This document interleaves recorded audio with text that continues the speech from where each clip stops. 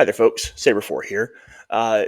Did a poll on the website about a week ago and have come back with a really close result. And we're going to go ahead and launch into the first of the leaders you guys chose. Really, really tight voting between Anakin Palpatine and the Grand Inquisitor, but Anakin won, and so that's what we're going to go with. Today in this video, we're going to look at the leader mechanics of Anakin Skywalker.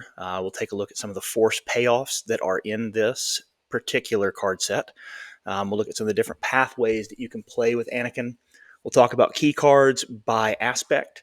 And as you can see here, I've highlighted some of the aspects that will get a deck list. We'll do discussion of bases, and then with that deck list, I'll give you some of the final thoughts. So let's go ahead and get after it. Leader mechanics of Anakin Skywalker.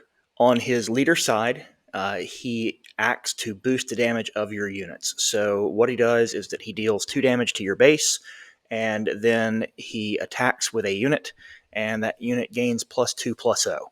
That enables some value trading with some pretty specific breakpoints. Cassian, who is in a lot of these decks I used him as an example of just a red 3/5 unit, can take down a 5 health unit. Cham Syndulla is able to take out a 6 health unit, and then Poe is able to take out anything up to 10. He deploys on 6 resources, has the traits of Jedi, Force, and Republic, and on his unit side, he grows his attack with base damage. So for every 5 damage that has been dealt to your base, Anakin gets +1/+0, and he has Overwhelm. This means that armed with a lightsaber, a Jedi lightsaber, he can start out, if no damage has been done to your base, as a 7/10, and he attacks through a 2x without taking damage because of the way the lightsaber text works. Force payoffs. There are 65 cards with the Force trait. That's going to expand greatly in the next set. Right now, there are 17 promos, which are duplicates of other cards. There are 18 villainy. There are 2 non-red double aspect, and we're already playing a red leader. So there are 28 Force trait cards with possible synergy. The best payoff for Force we already have with Force Throw. And then Command and Cunning both have units, but nothing specific to pay off. So there's nothing like a event that is going to lean into Force. General's Blade is the only kind of payoff you get, but that's for Jedi, not for Force. Vigilance is probably the most common thing that you're going to see run with Anakin, and there are 2 Vigilance lists because you have Restore, you have Sentinel, and you have payoff events. Other combinations are there, but a Force package is usually going to be paired in blue. Different pathways for this deck. I've seen a lot, and I've played around a lot with Stila Guerrera in here. You can pair her with Tactics. There are a lot of Tactics cards out there. And you can use different colors. So I've grabbed one from each just to kind of show you here. Surprise Strike is a tactic. Open Fire is a tactic.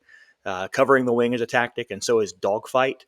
And Dogfight can be particularly useful if we start talking about some things that we'll cover when we get to Command. Force and Restore, we talked about. Force is a nice synergy that works with Vigilance, and you can put some Sentinels out there to keep a little bit of damage off your base.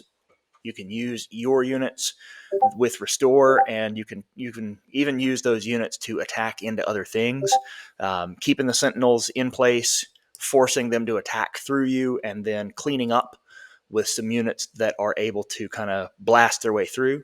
And that also discounts a little bit of the cost of using Anakin's ability.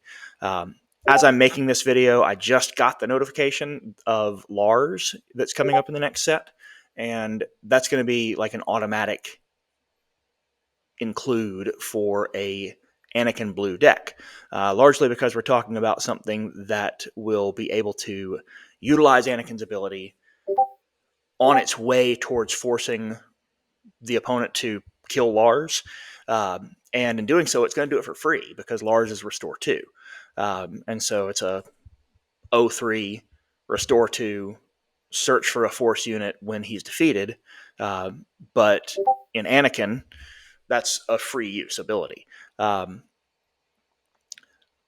We'll look at an Overwhelm package with this in combination with General's Blade.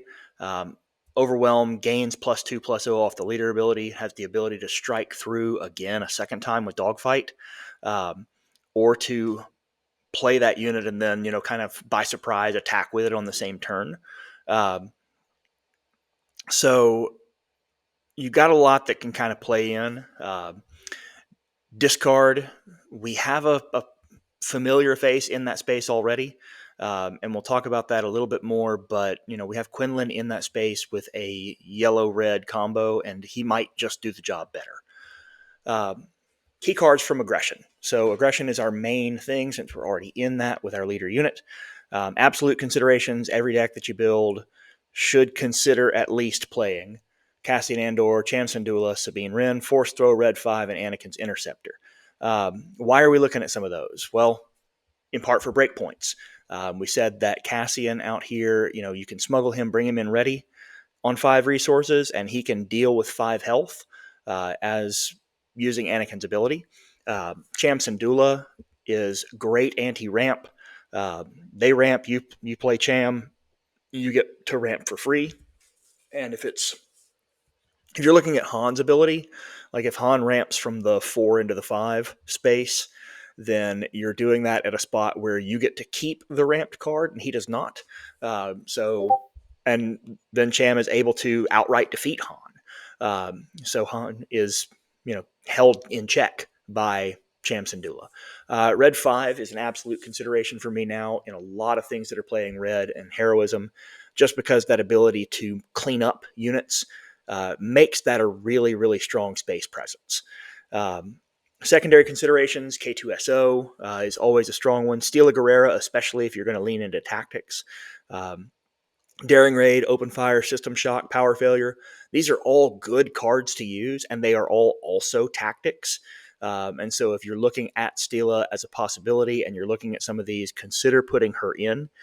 She can take out Han as well with her ability and be able to search a second time when she does so.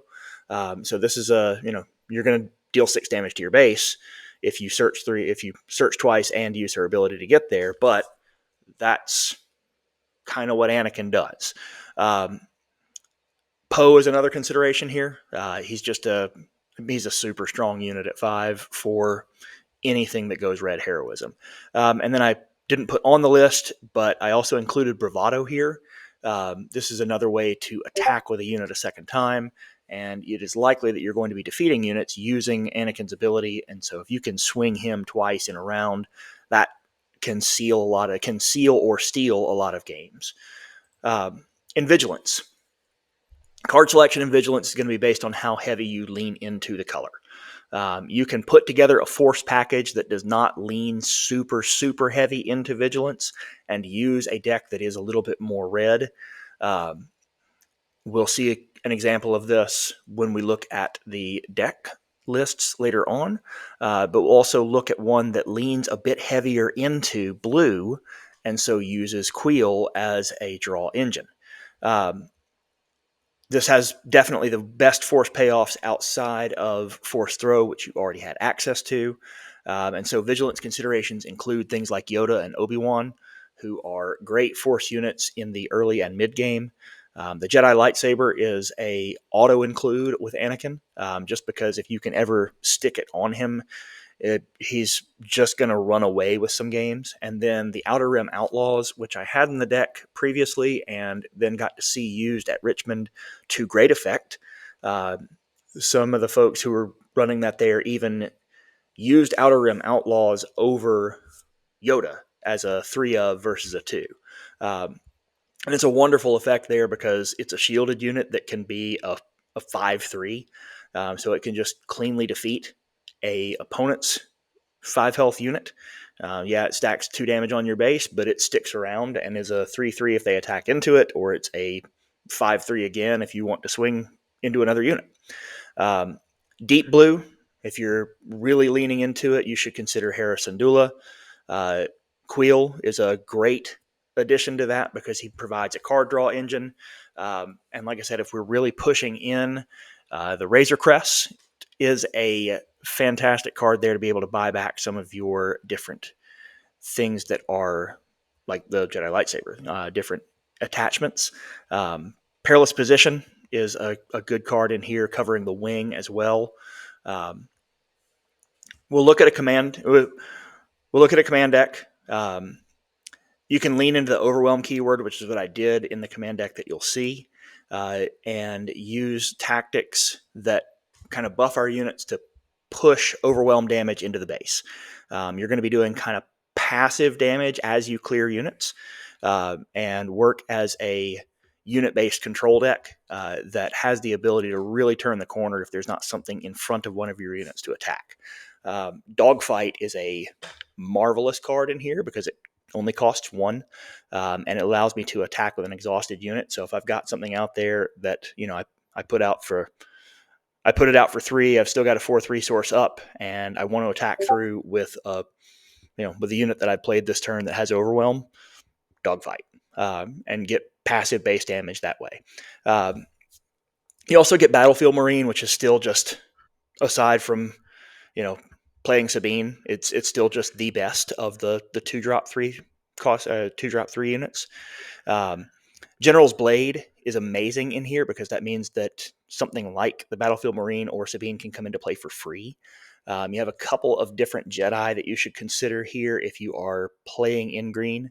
Huyang is another of the good ones because he can buff a friendly unit, and you are able to put him out in conjunction with several other things and make either Anakin just a real beast to deal with, or just any basic unit, especially if it has overwhelm. The draw engine here is going to be C3PO, and kind of working your way towards this 3 cost to make sure that you are able to guess and draw things on a consistent basis. We're talking Cunning. This is going to be a little bit more rarely used because Quinlan Voss is already well established in that space. Anakin would not be running Tarkin Town because he has to run a yellow base in order to be in this color combination. Package is very similar that I'm going to show here. It's just the variation is that Quinlan is just about uniformly a 3 power per swing. So Quinlan is a 10 action to kill off a regular base. A little bit more if you get a couple of swings off a Plo with Raid 3, or a little bit less if you get a couple of swings off that way. A little bit more if you are having to rely on some of your early game units. But the thing is that with Quinlan, you don't have the big surge that Anakin is going to be able to have in the late game. And so he might have some space here, even though you're not able to clear that early game unit as effectively. Big units for him in Cunning are going to be Ahsoka Tano, Kiara, Jam Communications, Spark of Rebellion, Surprise Strike, Plo Koon. These are all things that you know about from the Quinlan Voss deck. Let's go ahead and take a look at some base discussion. The Spark of Rebellion bases. Anakin's ability damages his own base. Spark of Rebellion bases are risky. I'm unlikely to play Anakin in double red. I'm not going to show you a list in double red, but Tarkin Town, the utility of it is very high.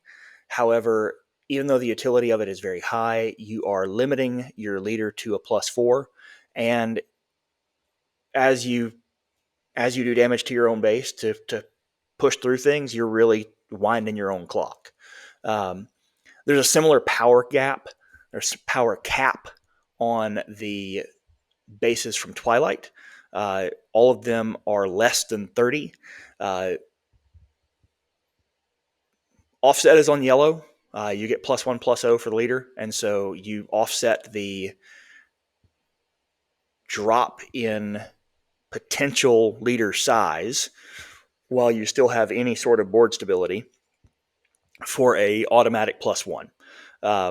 We're less interested in the blue because I quite frankly would rather run either a generic blue base or Colossus. And the card draw is there in red, which is not super helpful. Green is a outright no. That's a 24 health base. So we're capped at, still +4, but we're doing actions against our own base. Jump to Lightspeed brought us Colossus and Data Vault above the 30 health mark. We also could use Lake Country if we wanted to play pure red, but I would sooner have Aggression at a discount. C3PO and R2D2 are good with green because they are going to provide both filtering and card draw. And if you're playing in blue, you can also consider Queel, who's a chance draw based on your deck construction. So as far as rare bases go, I am most likely to use either Colossus or Data Vault. I am much less likely to use anything before that, just based on the amount of base health that's there and the fact of where you limit your leader. You're doing damage to your own base. Blue is the only place where you get to restore any of that. I'm not interested in shortening the game any further. All right. This is a deck that I put together prior to Richmond, so we'll look at it. It's been on a couple of places. There's a couple of small adjustments because I had a bigger sideboard in a previous video where I was showing just different things that Stila can do.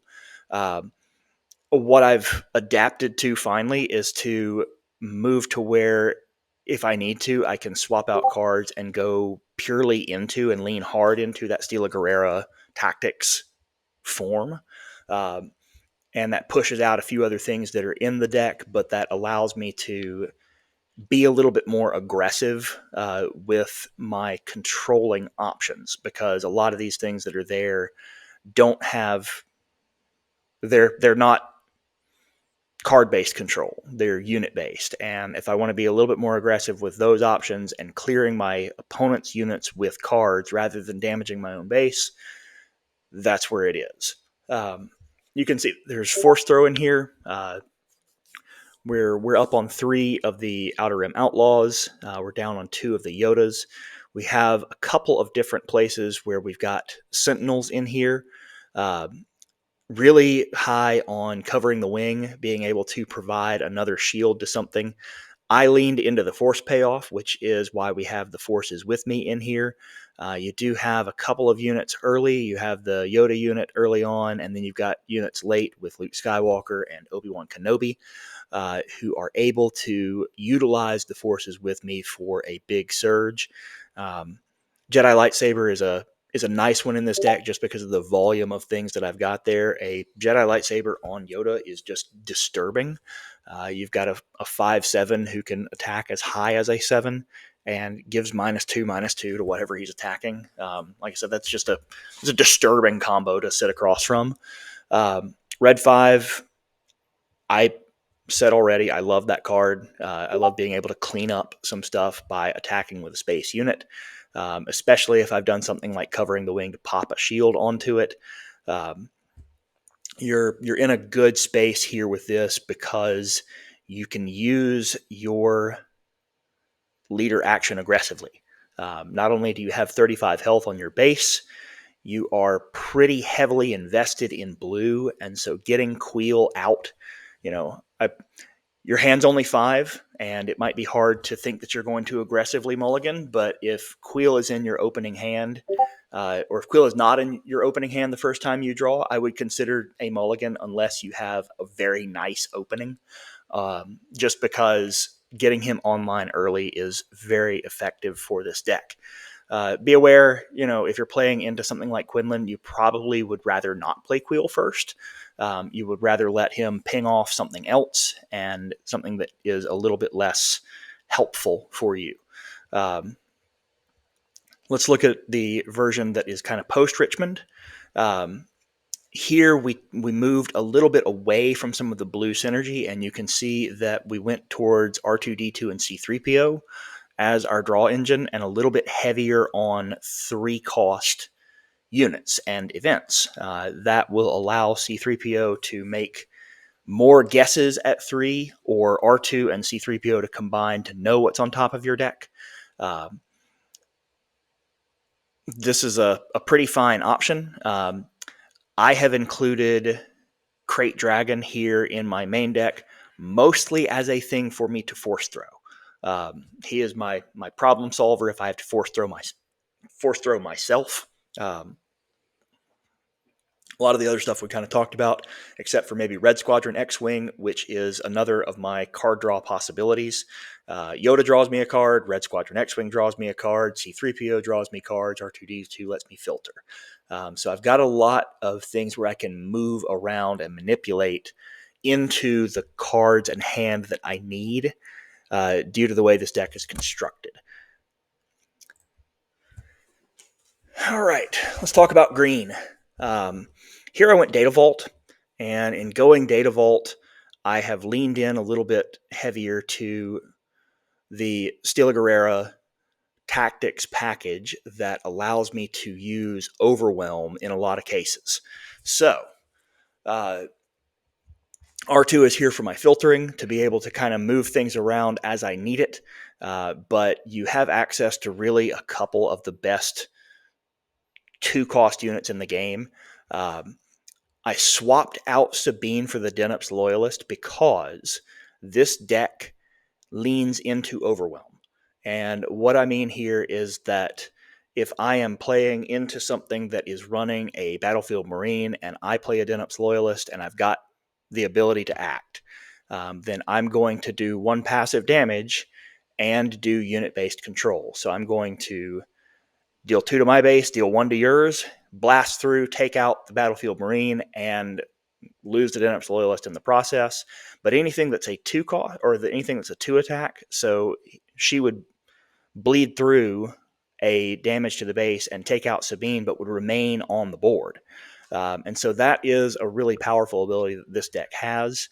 You've got Luke in here to be able to pilot some things, which is quite helpful, especially, later on in the game, if you can put him on something like the frigate that has Overwhelm on it and Raid, you can really pack a punch against some bigger Star Destroyers later on, and be able to punch through with a unit that will drop to the ground should that frigate be defeated in the process. The General's Blade is big in here. I have not, in this particular form, leaned a little bit more into some of the Jedi that are there, though I did mention them in the card pool earlier on. You have Poe Dameron, who's here because you also have Black One. Poe Dameron able to create an X-Wing token and then jump into his own ship or jump into the new ship. Clan Challengers is nice here, especially off of something like Timely Intervention. You can punch through and get a raid 3 with Overwhelm. You have some stability here in the late game, and this is designed to be a little bit deeper into the late game with Reinforcement Walker and or Crate Dragon. Timely's a great card. But so is Dogfight, because it's going to allow a lot of these things that are decent-sized units to get to the board. I love to be able to play General's Blade on Anakin, which makes him a giant threat. And if he gets off an attack, he is able to timely end something that now comes in much cheaper, and is able to attack immediately and be able to do some really nasty stuff. Either way, this is the green deck that's here. The sideboard, it leans heavily into space, and if I'm really thinking about what I'm doing here, I'm probably pulling a lot of the tactic package, which is to say I probably leave behind some Daring Raid or a little bit of Dogfight, but I'm pulling Stila Guerrera and pushing some space units in if I need to, or dropping out things like the Advanced Recon Commando if I need a little bit heavier space presence. Finally, we're going to look at the Cunning version of this. This is a modified version of one of the Quinlan decks that I use, and it sticks with some of the same ideas. The whole goal of this deck still is to use some of your units to slow down your opponent's plays. This does a great job with Quinlan of pinging off early units and slowing the game down that way. In Anakin, I don't feel like you need to do that quite as efficiently, or it's not quite as heavily required. because you are able to turn the corner very sharply with Anakin, where Quinlan does not. What do I mean by that? I mean that, take a look. 2 attack, 3 attack. Okay, 3 indirect, and this is not a card that everybody uses, would be Red Squadron Y-Wing. But 3 attack Cassian, 3 attack Ezra. You've got a couple of indirect damage, but you've got 2 attack off of Gorilla. 3 attack, 3 attack, 3 attack, 3 attack, 3 attack with a conditional 3. And so everything in this deck that operates as a Quinlan deck operates at a 3. And so it takes Quinlan, let's say that we're dealing with Target Town, because that's a pretty common base, or ECL right now. Takes Quinlan a 9th action to be able to defeat that base. A 10th action or greater if we're talking about defeating a base that has 30 HP, and sometimes as many as 16 or sometimes as little as 12 actions, sometimes as many as 16 to deal with a 35 health base, especially if it's doing any form of restore. And so the difference here is that Anakin is not swinging for 3 the way that Quinlan is. Anakin is able to swing much bigger and do some clearing of units should he need to. You can have an Anakin that's already a 6 or already a 7, and then that comes through with surprise strike, and so is able to pop through for a big hit that Quinlan just simply can't do. And so this deck is able to turn corners and push aggressively faster than what Quinlan can. Pings, removal, Quinlan probably does better. Straight up, I haven't gotten a chance to play this and play test it back and forth against the same decks that I'm playing with Quinlan to know for sure which one of these would be more favored into more matchups. It's a longer testing phase than I've had the opportunity to deal with, because this is, I was on vacation. So what are you going to do? Anyway, final thoughts here. Anakin, very strong leader, very well positioned right now, because we are heading into a set that is going to be very heavily force oriented. We are probably going to get a lot of things that are good force payoffs in a variety of colors, and so it is good to look at him now in a variety of colors, just so that we get an opportunity to kind of expand our thought process around this leader. The bases that we'll get in the next set are that give us force, that give us the force tokens, are supposed to all be 28 points, is my understanding. That'll still provide about the same maximum power for Anakin, with the exception of dealing with Colossus or the Data Vault. But those two are far from stable when we're talking about 30 damage already on a base. So, understanding where we are with this right now, and understanding what we can upgrade in order to make these decks better, is a nice place to be. I'm going to look back at a couple of things real quick, which is to say that in this particular deck, we are supposed to be getting a lot of Jedi and Force, and in a variety of colors, and so you probably could move this to a deck that does not push as heavily on Overwhelm, but does have a huge utility for something like the General's Blade to be able to just drop out a massive units very quickly. And since Data Vault allows me to have a bigger deck size, being able to churn through that is going to be quite nice.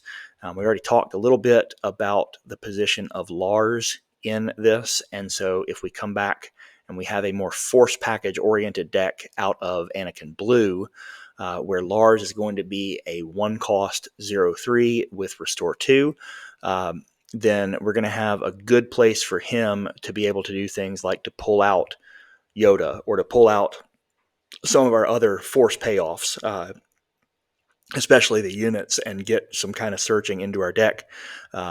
Lars doing that means that we're drawing a card, which kind of mitigates the cost of a smaller opening hand. So we're in a good spot with Anakin. We've got a lot of good tournament value in him so far. And I think he is going to continue to kind of grow as we go through this set and as we work our way into the next one. That is all for this time. Thanks a lot for tuning in. If you are not a subscriber already, please do so, and we will see you next time.